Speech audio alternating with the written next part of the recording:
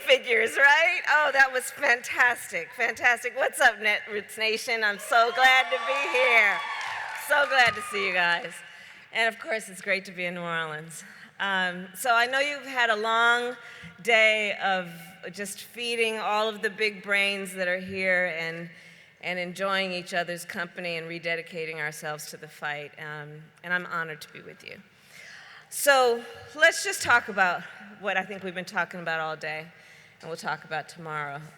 We're here because our future depends on it. We're here because we came for the future of our children, and we're here because the future of our democracy is on the line. And I truly believe that we are at an inflection point in the history of our country.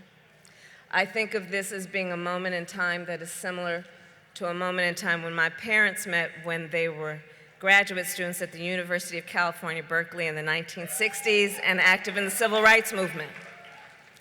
I think this is a moment that is challenging us as a country to look in a mirror and ask a fundamental question. That question being, who are we? Who are we?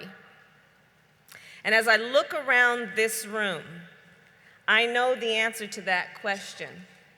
As I look around this room, I see the best of what America is really about.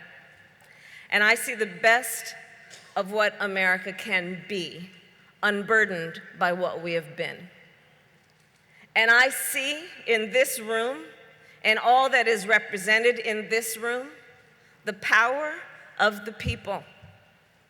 And these past 18 months have demonstrated that the people in power are no match for the power of the people. So take, for example, right? Let's remember our victories in our fight. Let's always take time for a moment to pause and remember our victories. Take, for example, what happened with the Affordable Care Act. And remember what the pundits said. Remember how they said the ACA is dead? That we could not survive that attack? They said it was doomed. Remember? They said that the people in power would win and take away all the benefits that the Affordable Care Act brought. But now we all know they were wrong. Because what we remember is what we saw in terms of the power of the people. We saw that people traveled by plane, by train, by automobile. Thousands of families walked the halls of the United States Congress. Children with debilitating illness canvassed the Capitol for days on end. People, many who are here, held vigils day and night, all showing incredible strength and sacrifice. And they came from everywhere, determined to be seen, determined to share their stories, determined in their belief that if they were seen and if their stories were heard, that their government would do the right thing. And because of them, and thanks to the people in this room who organized and mobilized, together we blocked repeal of the Affordable Care Act, not once, not twice, but 3 times.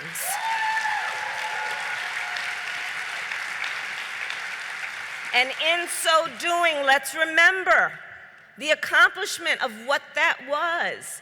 In so doing, we protected health care for millions of our fellow Americans. That's the power of the people, and the power of people who are determined to fight. So now let's fast forward to today, and where some pundits are saying that it's not worth fighting a Supreme Court nominee, right? I ran into a journalist asked me that question just 2 minutes ago. Is it worth the fight? Damn right it's worth the fight.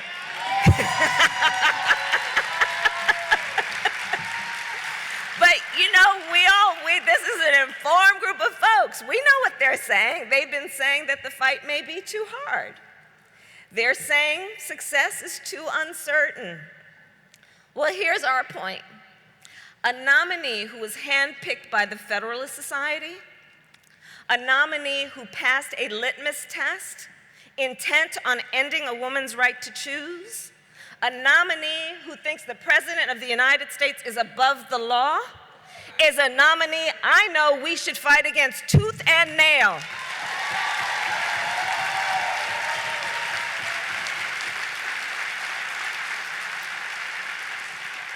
And there's another fight, which is happening in 95 short days, in the 95 days between now and election date.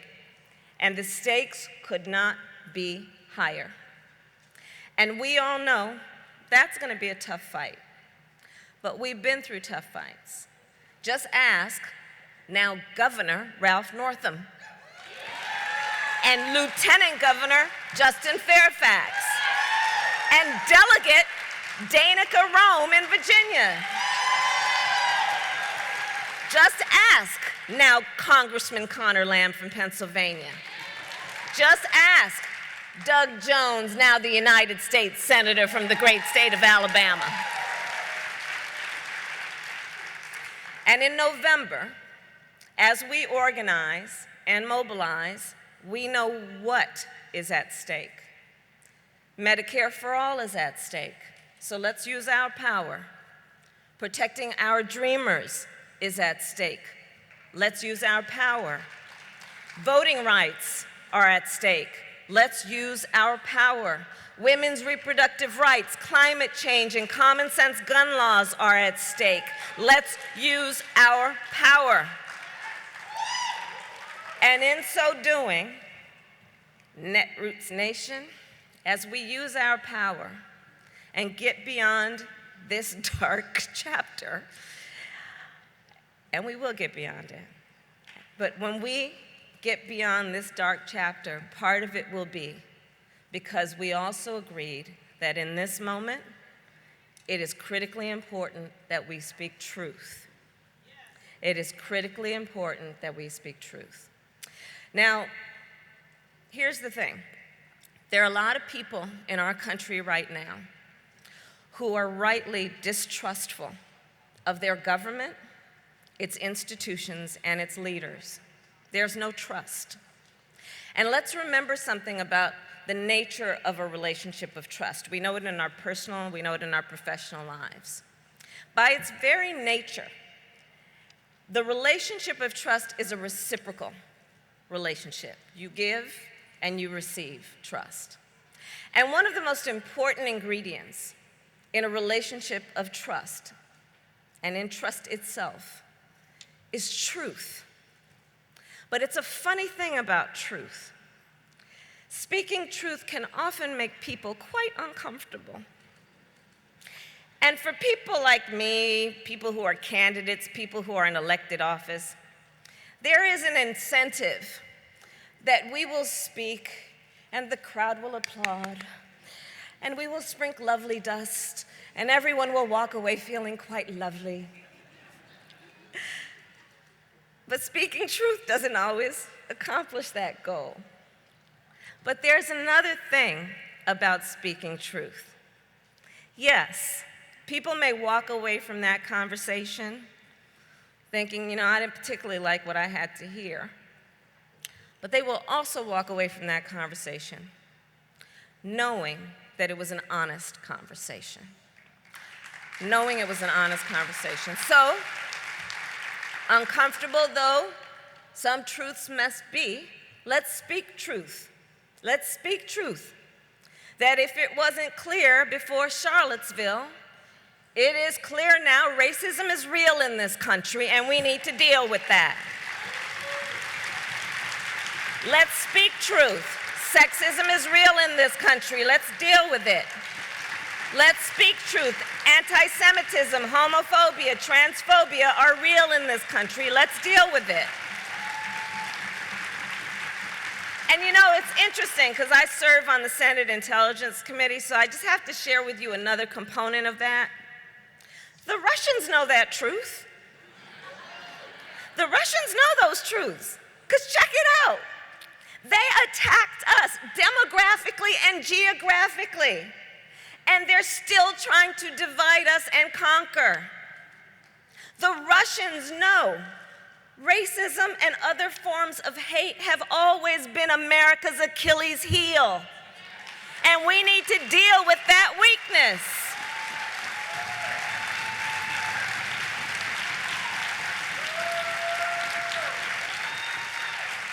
And let's speak truth.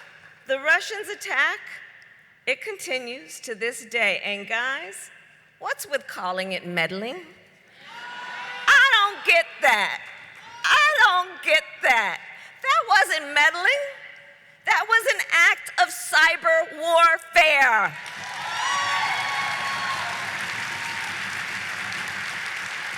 And by the way, conspiracy is a crime. Obstruction of justice is a crime, and anyone involved needs to be held accountable to the fullest extent of the law.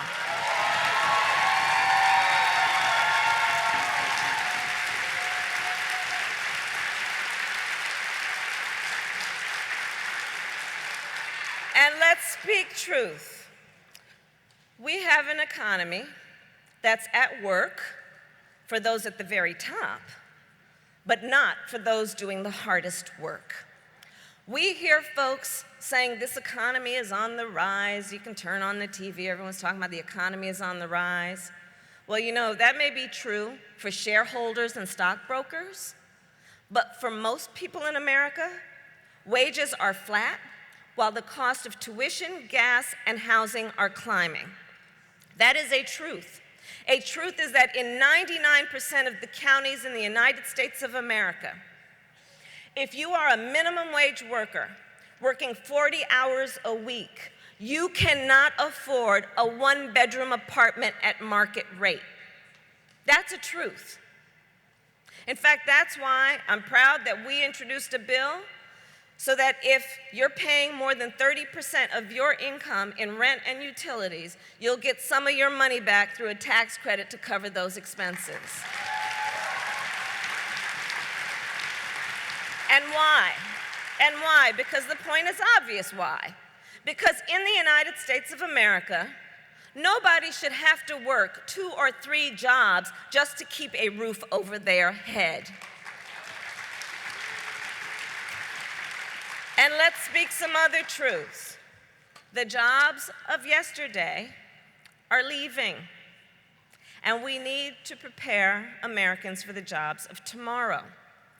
And we must paint a picture of the future in which everyone can see themselves. That is critically important. And I know that's our vision of the future. And we must continue to do that. Paint a picture of the future in which everyone can see themselves. You know, if you ever look through a family album or you went to your friend's wedding and then you see the wedding album after and you start flipping the pages, am I in there?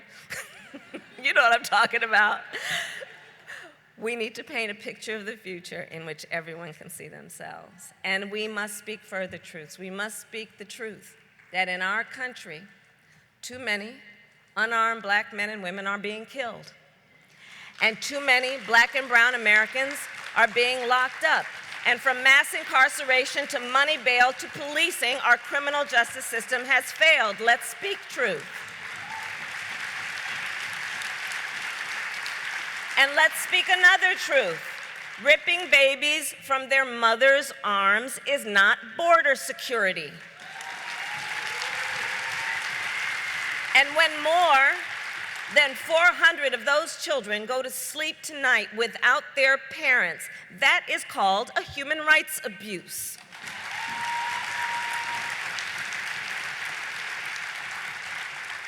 And let's speak one last truth. As we look at the beautiful coalition that is in this room, everyone we have seen at all these past marches in these past 18 months, the coalition that has been present, an uncomfortable truth is also that the folks, and this is going to be an uncomfortable truth, The truth is that the folks who helped build the Democratic Party and have been the backbone of the Democratic Party have not always been given equal voice in the Democratic Party, and we need to deal with that. We need to deal with that. And I'll go on with that point, if I may. So, we've all heard how critical black women were to Doug Jones's victory. But that didn't just magically happen. It happened because black women have been putting in the work, going door to door, organizing even when the cameras were focused elsewhere. And it's time to respect that leadership.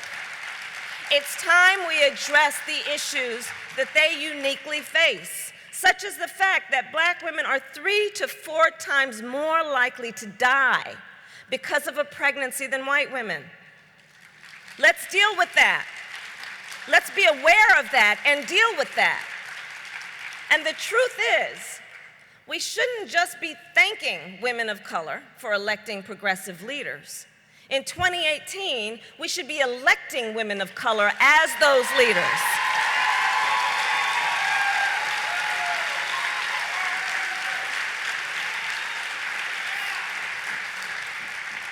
Now, I'm aware that some people would say that what I just said is playing, quote, identity politics. But I have a problem, guys, with that phrase, identity politics. Because let's be clear, when people say that, it's a pejorative. That phrase is used to divide and it is used to distract.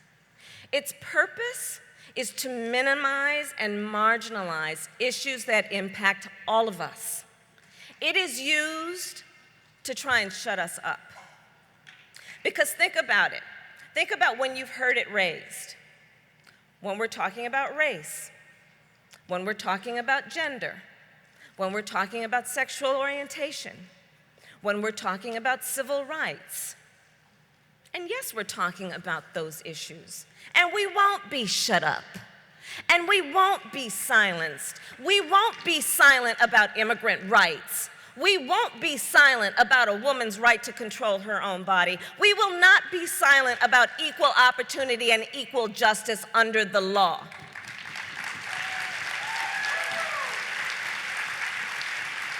And let's be clear, these issues that they're trying to diminish and demean are the very issues that will define our identity as Americans.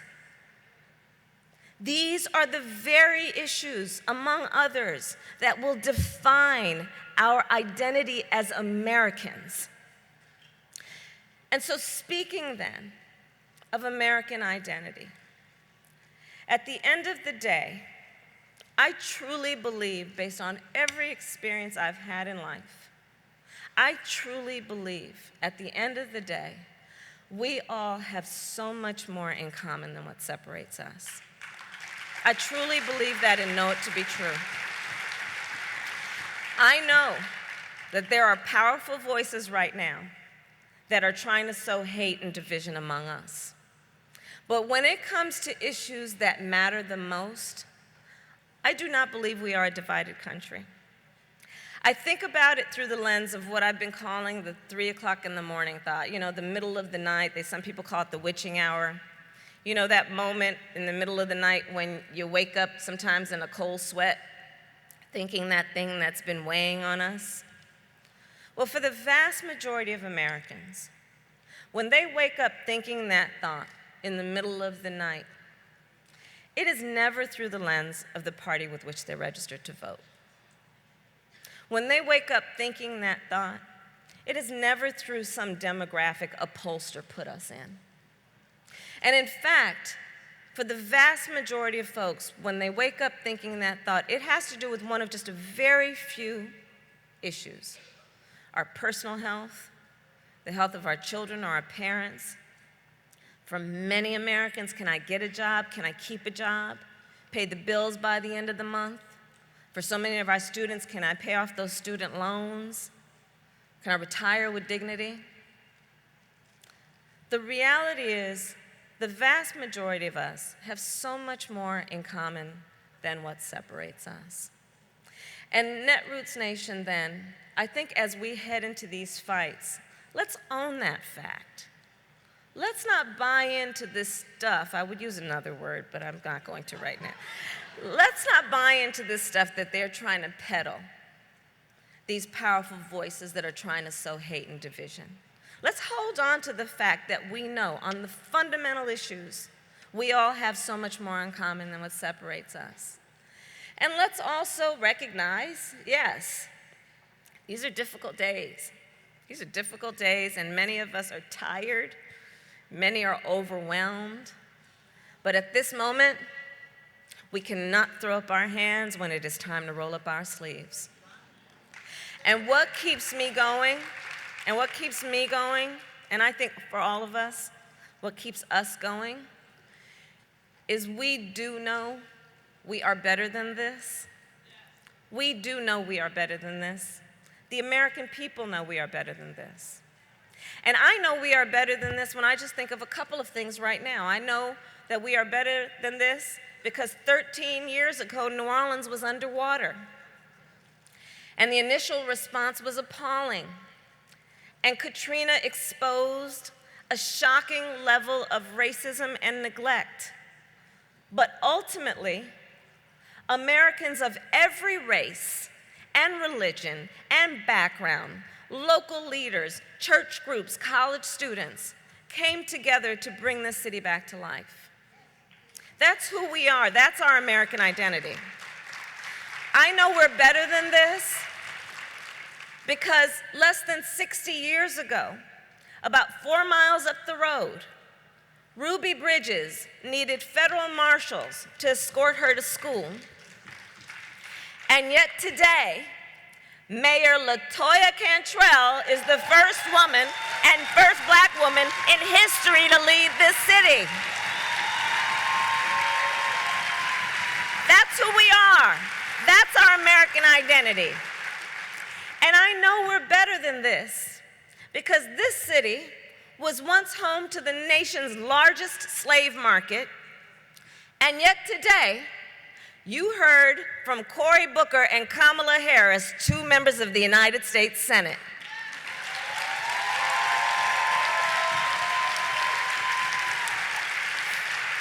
That's who we are.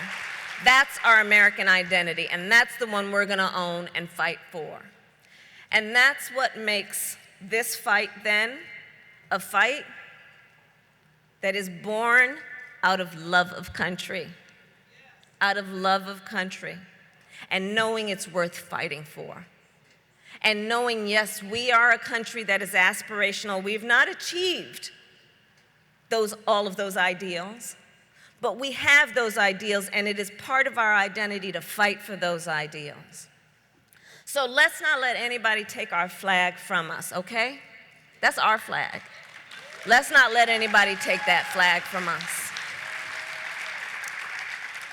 And then, finally, I'm just going to make another point. Years from now, our children, our grandchildren, folks are going to come up to us, and they're going to ask us, they're going to look at us, and they're going to ask us, so where were you during that inflection moment? And I'm going to be proud to say I was here with you. And what I know about this group is that in answering that question, where were you during that inflection moment? The answer for the folks in this room is not simply going to be about how we felt. The answer is going to be what we did, what action we took. And so Netroots Nation, let's answer that question by saying we registered people to vote. We took people to